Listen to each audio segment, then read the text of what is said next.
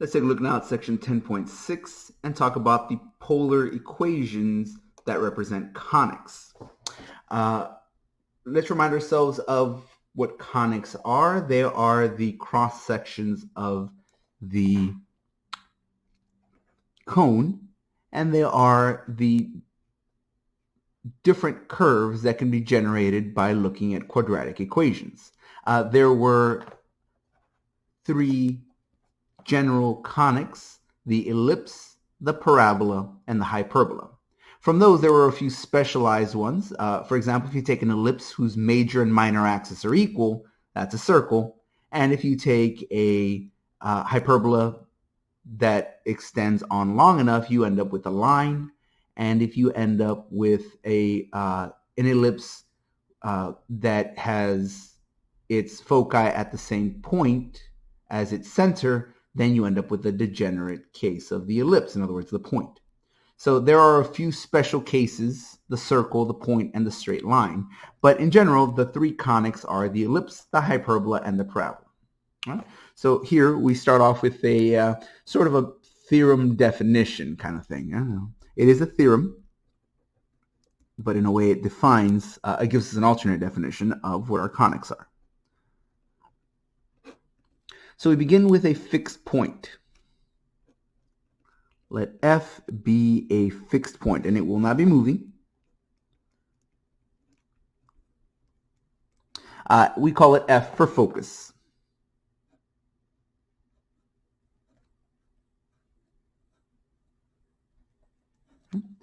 And let's let D be a fixed line. It's called the directrix. The directrix can be a line in any direction. However, for our purposes, we're going to be dealing with strictly horizontal or vertical lines. Hypothetically, they can be in any direction, though. Let D be a fixed line. And again, there's no restriction on what that line should be, but for us, it'll be vertical or horizontal. And this is called the directrix in the plane.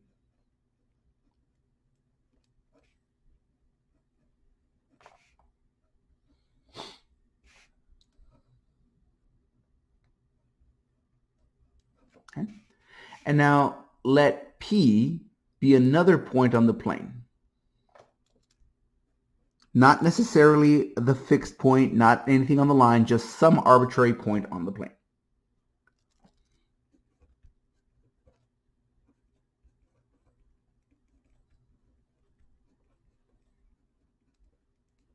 Okay. And let E be the ratio of the distance between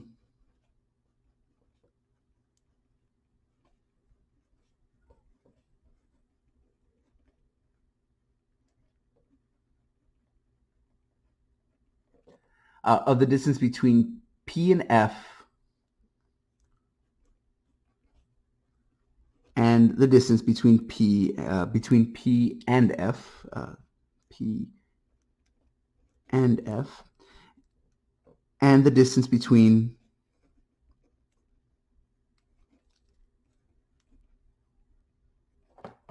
P and D. You say, what's the distance from a point to a point? Okay, I know that. What do you mean by a distance between a point and a line? When we say the distance between a point and a line, we mean the shortest distance. Sure, you could start from one point and let's say I'm starting from this point right here and I want to get to this line. Well, there's lots of ways to get to that line, but we want the shortest one. Let E be the ratio of the distance between P and F and the distance between P and E. Here, this E is called the eccentricity. Oh, I'm sure I'm going to misspell this. Eccentricity, I believe. Oh, I got that right. Eccentricity, yay. The eccentricity. If you take every point of a given eccentricity, you get a conic. The collection of all points of common eccentricity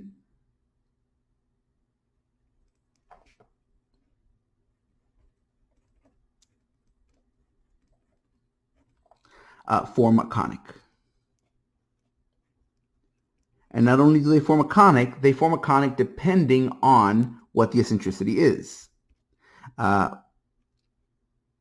So if the eccentricity is between 0 and 1, you get an ellipse.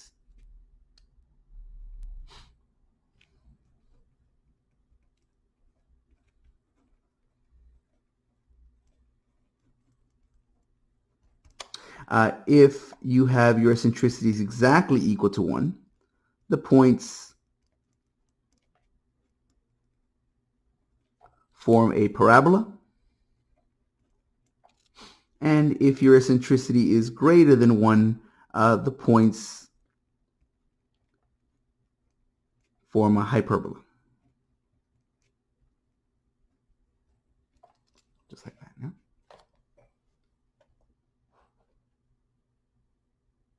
All right, so let's go ahead and illustrate this just very quickly to see what these things are here. It's difficult to illustrate the eccentricity without just making a conic. So here, let's just describe all of these other values here. So you have a plane. In fact, here it is. I'm going to draw it out right here. All right, so let's start off with a fixed point. Let's call that F, and that's your focus.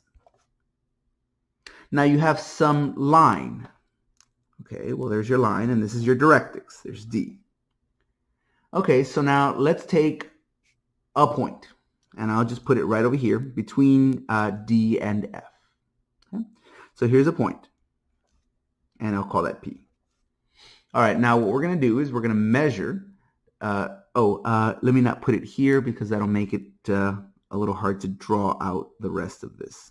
So let's put it over here so that it's not directly in between the line and the focus. It's not wrong if it is. It just makes it harder for me to draw it. Okay, so let's call this the point P. All right, so now we're going to find the distance between P and F. Well, that's pretty simple. It's just a straight line distance. Okay, so here this distance is from P to F. All right, now we're also going to find the distance from P to the line D.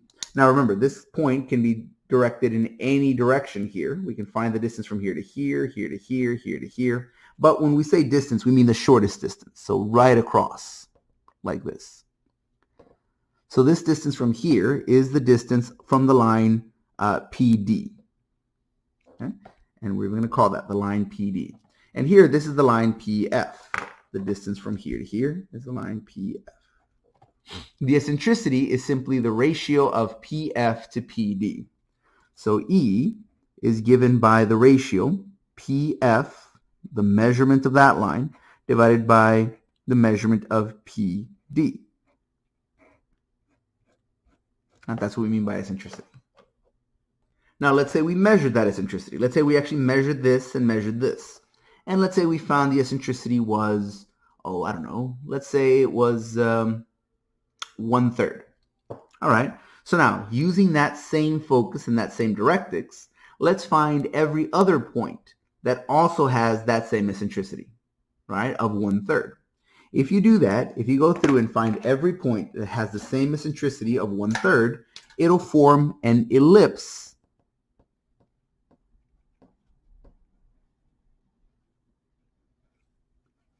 with the point P somewhere on it. If the eccentricity, on the other hand, was 1, and I found every point that had eccentricity 1, given that focus and that directrix, instead of forming an ellipse, it would have formed a parabola out this way. And if it had been the eccentricity greater than 1, it would have formed the hyperbola. It would have formed one of our 3 basic conics, and whatever conic it formed, the point P would have been somewhere on it. Well, it turns out that polar coordinates are really rather ideal for helping us describe conics. So here's another theorem. Let's say you have a polar equation. So the polar equation of the form, and this is going to look a little strange, but it's going to be written out in sort of a strange way so that we have positions to fill in certain values here in a moment. R is equal to E times D over 1, either plus or minus e times the cosine of theta, or r is equal to e times d over 1, either plus or minus e times the sine of theta, are going to give us a conic, the polar of the form give a conic where E is the eccentricity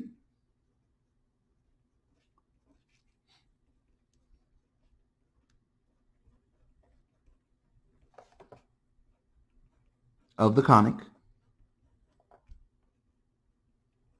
and the number D, if you take its absolute value, it's the distance from the focus to the corresponding directrix.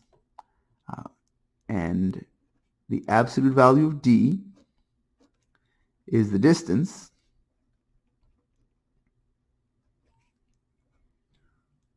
from the focus, which is found at the pole, and the directrix.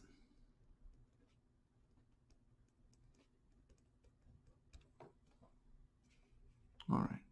So this seems a bit convoluted, but an example clears this up really rather nicely. So here, let's take a polar equation and simply sketch the graph. So here we say sketch the graph of, let's say r is equal to 10 over 5 plus 4 sine of theta. Okay, just like that. All right, this does look a lot like one of these. R is equal to a constant over a constant plus or minus sine or cosine. Okay, in fact, it looks a lot like one of these. You have a constant on the numerator, you have a constant in the denominator, and here it's plus, not minus, something times the sine of theta. I will notice one thing, though. I will note one thing, and that's that this is not supposed to be any constant. It's specifically the number 1. Same thing here. Here, that's not the number 1. Okay, well, simple enough. Let's divide everything by 5. Whenever you have, what the theorem says, that whenever you have a polar equation, a conic in a polar form, this constant here should always be the number 1. If it's not, well, it's simple enough to modify. We go ahead and divide everything by that number so that you end up with 1. So here this is the same as saying r is equal to 2 over 1 plus 4/5 times the sine of theta. Okay, now that that's the number 1, everything else should match up to what our equation looks like. And it does. Here you have a constant over 1 plus a number times that sine of theta. Once this is the number 1, this number right here is your eccentricity.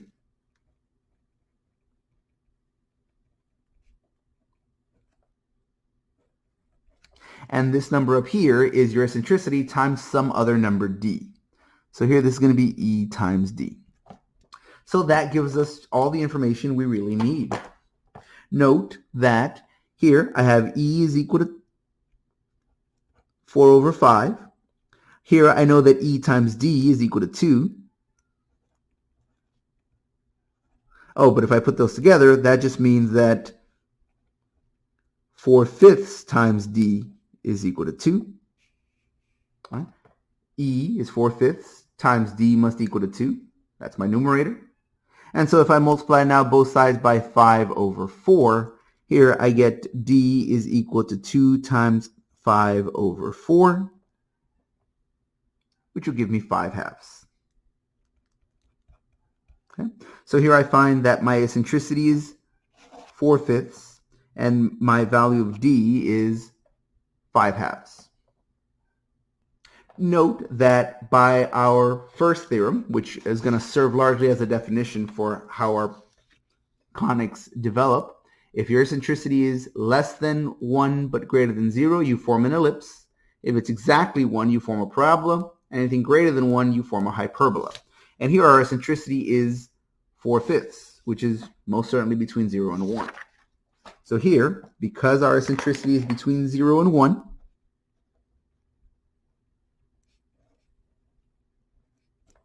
then that means we have an ellipse.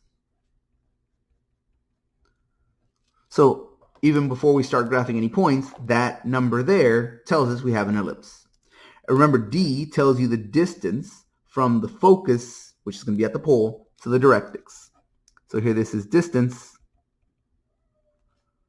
from pole,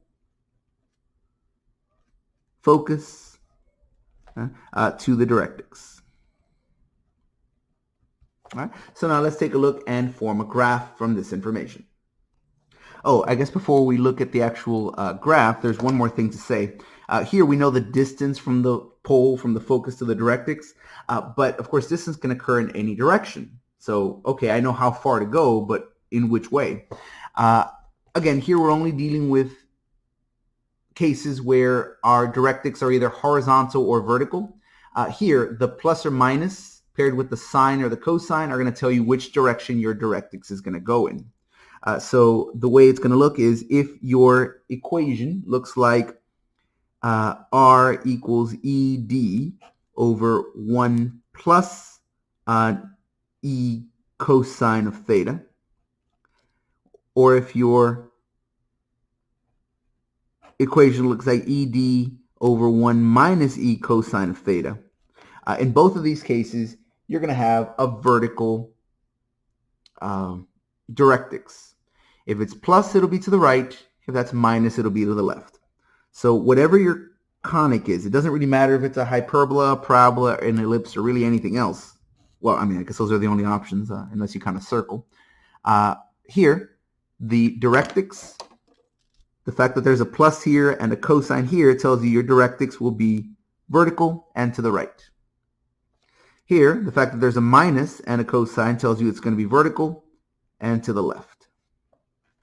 And without much imagination, I think you see where the other ones are going to come from. If you have ed over 1 plus e sine of theta, or if you have r equals ed over 1 minus e sine of theta, well, here these make them vertical asymptotes. So these vertical directrix.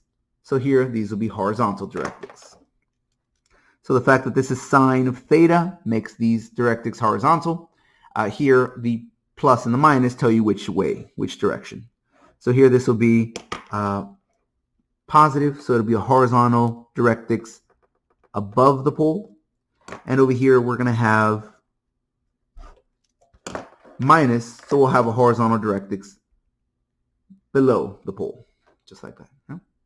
So cosine, left and right, sine, up and down. Yeah? Positive to the right, negative to the left, positive up, negative down. It kind of follows the same pattern that we usually see with pluses and minuses. Yeah. So now we have all the information that we need. In our case, we know the eccentricities between 0 and 1, so we know we're going to have an ellipse. We know that we have a directrix that is 5 halves of a unit away from that pole, away from that focus. And because of our equation here, that's going to be plus, and that's going to be sine. Okay, plus and sine. That means we're going to have a directrix that is above the pole.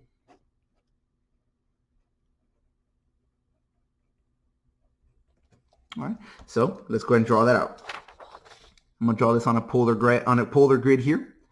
I know that my focus must be at my pole. That's always going to be the case for any of these. So here I'll label that as my focus. My focus.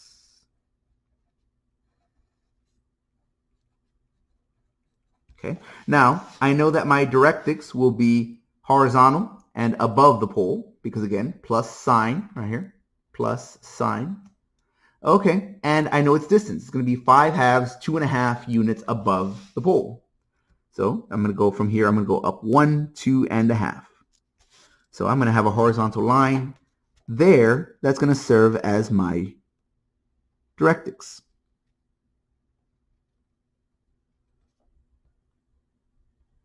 Whenever you're graphing a conic, your conics will never cross their directrix.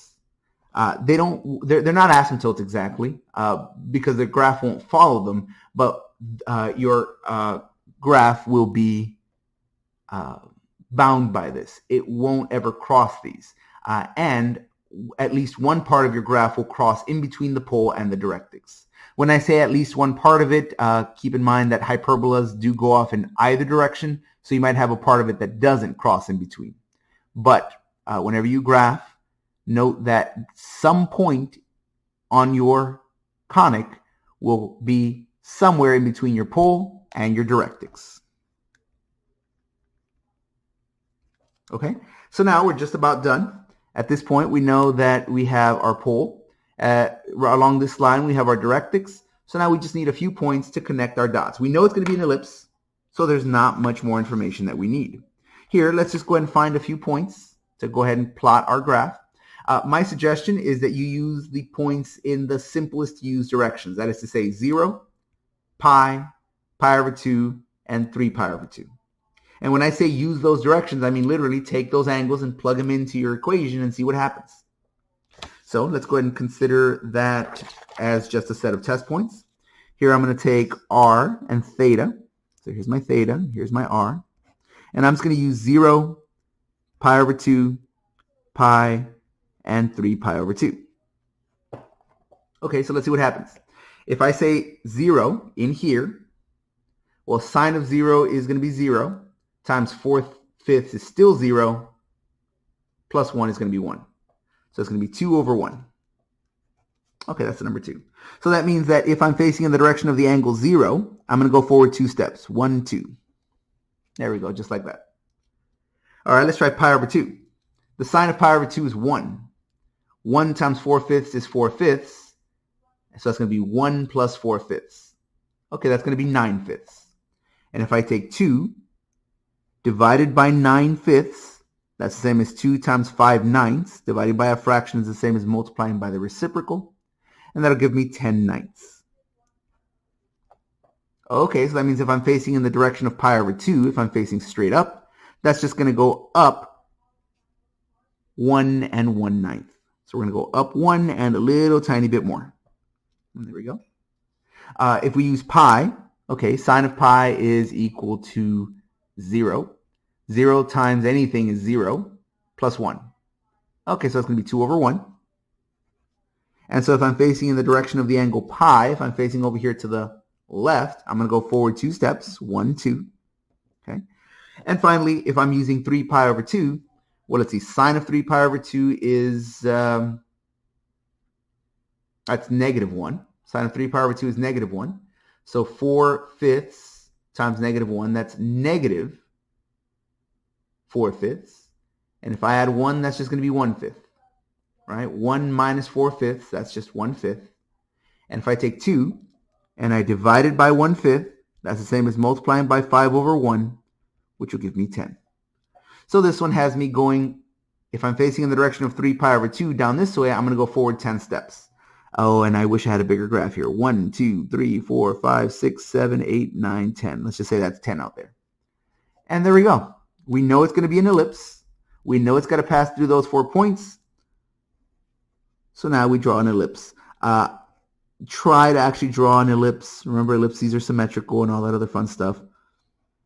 If you are not going to draw it super well, that's fine. No one's going to mind too much about that. But every semester I'll have people take these 4 points and draw a diamond. It's not a diamond. At least try to draw an ellipse. If you're not going to do it very well, that's fine, but yeah, at least give it a try. It's not a diamond for sure. And there we go. This is a graph of our ellipse given by the equation r equals to 10 over 5 plus 4 sine of theta, or a little more simply, 2 over 1 plus 4/5 sine of theta. And there's our graph. So here, give this a try. See if you can graph the following. Sketch the graph of, let's try this one. R equals to 2 over 2 plus 3 cosine of theta. Okay? Remember, the first set this equal to 1 right here.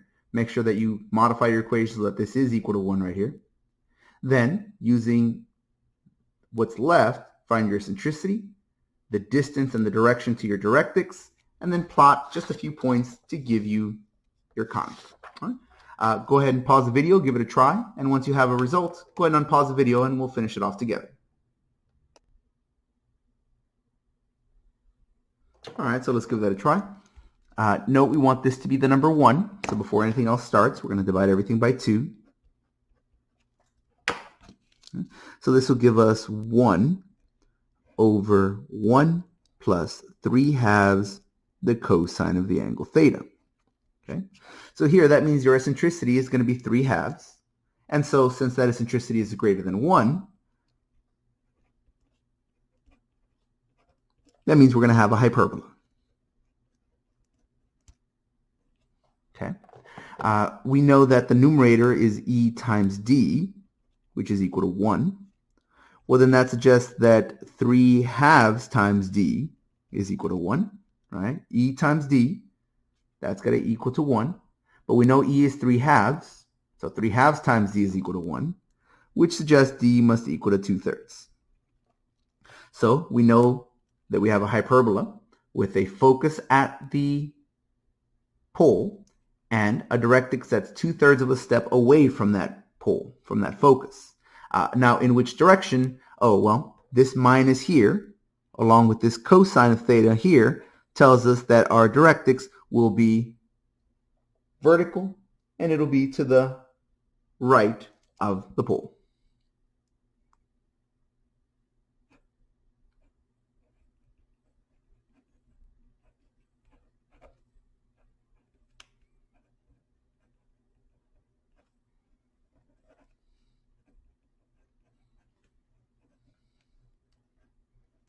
All right, and that should be all the information that we need to get started. All right, we have our focus that's at the pole, and we know that that's going to be right there. We have a directrix that's 2/3 of a step away from the pole, and it's going to be a vertical directrix that's to the right of the pole. Okay, so from here it's going to go to the right by 2/3 of a step, so not very much, not even all the way to 1. So right around here, I'm going to go ahead and exaggerate this a bit. I'm going to say this is 1 and this is 2. That way it'll show up a little better. So here we have our directrix is 2/3 of a step away, so 1/3, 2/3. There we go.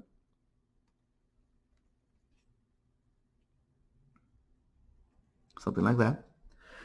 So now we have our pole, we have our directrix. We know that our hyperbola will pass between here somewhere. But remember, hyperbolas are going to have 2 branches, so you have one this way and one this way.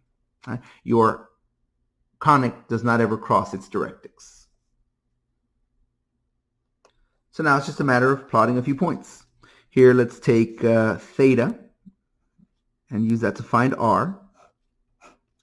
Let's see here. And again, I'll just use the points that I'm familiar with. I'll use 0, pi over 2, pi, and 3 pi over 2. And we'll use that in this equation to find our values of r. You could use either one. It doesn't really matter. They are equivalent to each other.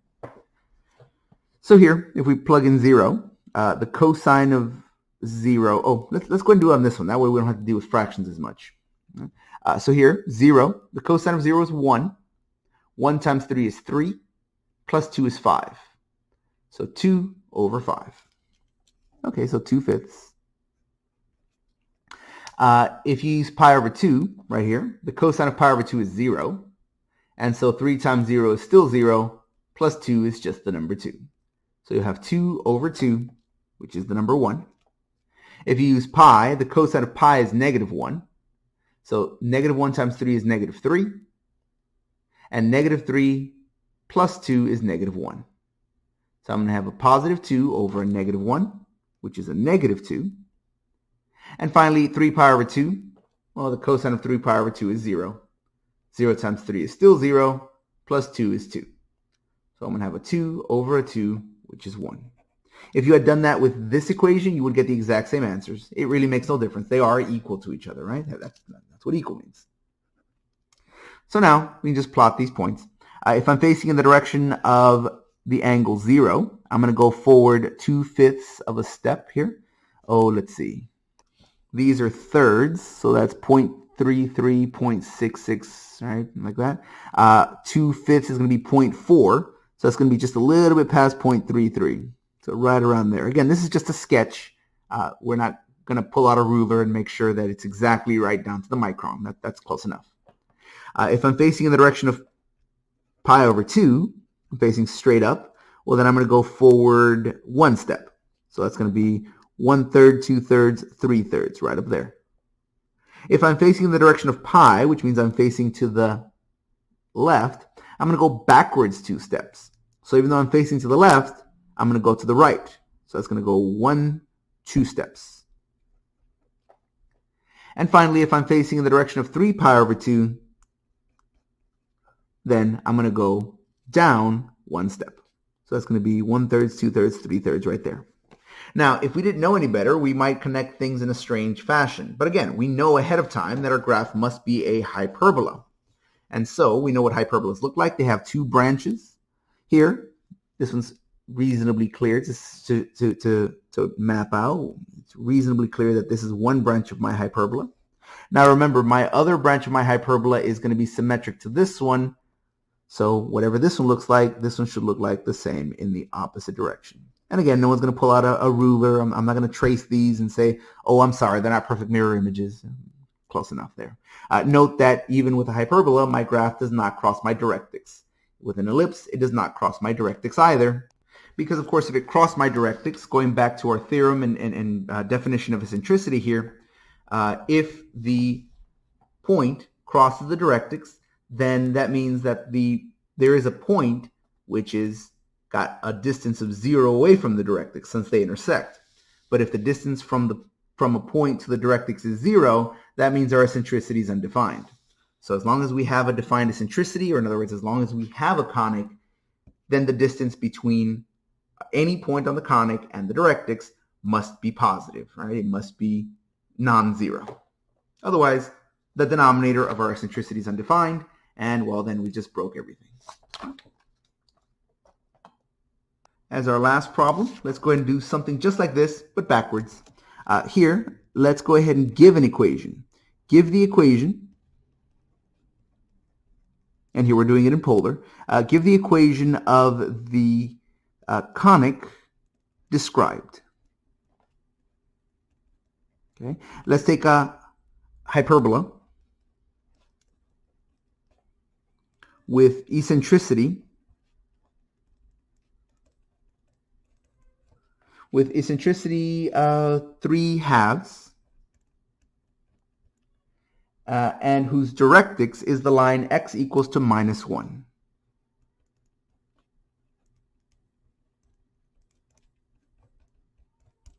Okay, this actually gives us everything that we need. All right, so note that if the directrix is equal to x equals to -1, a quick sketch of this shows us that we have, well, x equals, that's going to be a vertical line. And since it's -1, it's going to be a vertical line that's a step to the left of the origin on the xy plane. Or if we were measuring this as a set of polar coordinates, it would be one step to the left of the pole. All right? So you have all the information you need. You know your directrix, which gives you the location and the type of directrix that you have, the type meaning the direction here. And you have your eccentricity. We also know that every conic will look like either r equals to ED over 1 plus or minus E cosine of theta, or r is equal to ED over 1 plus or minus E times the sine of theta. So we fill in our template. We pick the appropriate one and fill in the appropriate values. So go ahead and pause the video and see if you can fill this out. Once you have a result, go ahead and unpause the video and we'll finish this one off together. All right, so let's take a look here. We know our directrix is going to be vertical and to the left. Oh, so because of this, we have a directrix that's vertical and to the left.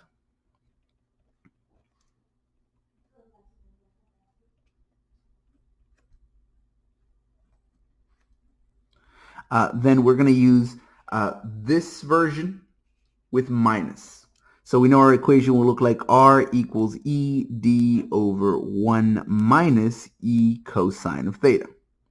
Right? The fact that this is a vertical directrix to the left, vertical to the left.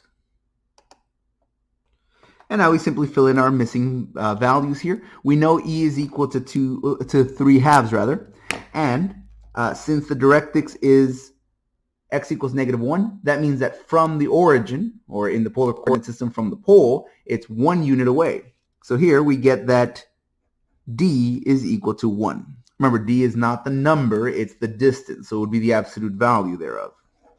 Okay, so there's d is equal to 1. And so we end up with d is equal to 1, e is equal to 3/2, and so our equation, our hyperbola,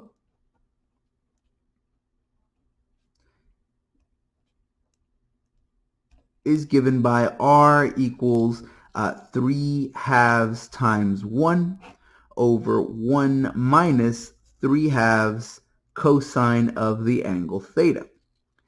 This is correct, but it's never left this way. If you notice, every one of our starting equations starts off with everything as a whole number. Okay, so that's simple enough. The very last step here is let's go ahead and multiply top and bottom by 2, and that's just to clear out these denominators. Essentially, complex fractions are never a good way to leave anything. So let's multiply top and bottom by 2. That'll give us 3/2 times 2. Well, that's just the number 3. Over 1 times 2 is 2, minus 3/2 times 2 is just 3 cosine of the angle theta. Okay? And this is our result. This is a hyperbola with 3/2 eccentricity, a directrix that's 1 step away toward the left. It's a vertical line. And here we simply pop everything into this template and then simplify, because of course complex fractions are never a nice way to leave anything. So multiply gives you 3, distribute gives you 2 minus 3 cosine of theta, and that's your result. And that brings us to the end of this section. So as exercise for this, try section 10.6, 13 through 21 odd. These are, here's an equation, go ahead and graph. And then 31 through 43, these are in the opposite, odd, these are in the opposite direction. Here's a description, and go ahead and find the equation, just like we did here. Note that for the very last two, you're going to need an equation that you may not have seen in a while. It's something from pre-calculus, when we first talk about conics and when we first learn about eccentricity. Note that for an ellipse, if you have an ellipse whose major axis is given as the distance all the way across the long way, here, if you take half of that distance from the center out to here, you call this distance A. You take the minor axis, being the one across the short side, and here that's going to be the distance B. So this is your length A, this is your length B. It turns out, and again, this is a relationship that you see all the way back in pre-cal, that if you take B and you square it, that's the same as if you took A squared times 1 minus the square of your eccentricity. Here, that's just something you're going to need so that you can figure out this value here, so that you can form one of your equations. You'll also need the relationship that if you're given a focus, this distance from the center to the focus is given by C. And for an ellipse, you have the relationship that C squared is equal to A squared minus B squared. So in this last problem, you'll be given a description of an ellipse, and oh, actually, I take that back. This should be 41 here, I believe. Yeah. Right. Okay.